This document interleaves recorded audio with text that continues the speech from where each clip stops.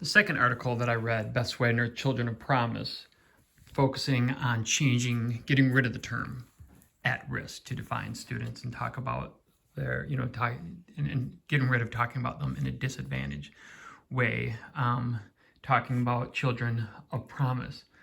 And what I really was interested with that article was this idea of, instead of thinking about thinking about them on an individual basis and what they need to do, what we need to do to make them fit our schools.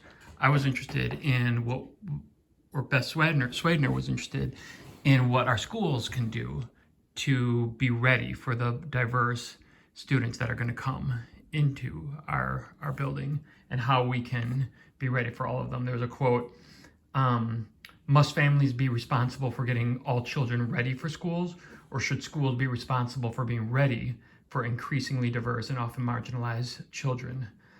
And I think it's beautiful, it's perfect, except how does a school do that? How do we get ourselves ready for an incredibly diverse group of students? I don't think the way schools are set up, we can do that, because it's almost like we're this factory where kids are coming through and we sit them down and we teach at them and we get them ready for whatever next level.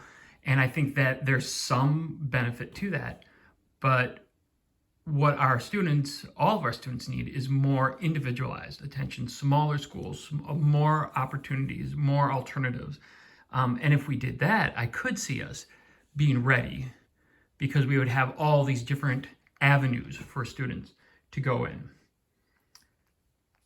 I just don't know how we do that now. And so my question would be for Swedner, where has this been done successfully?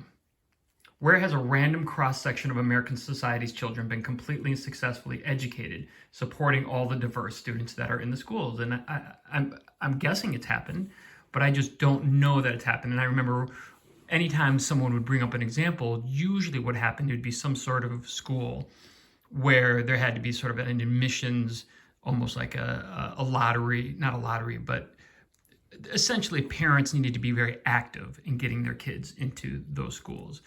Or if students were struggling in the schools, they would be removed.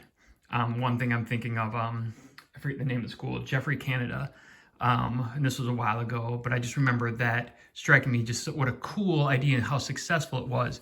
And then the more I dug into it, the more I was like, but I don't know that this represents the schools that I'm in, and that the schools that most people, most teachers, and most principals are dealing with.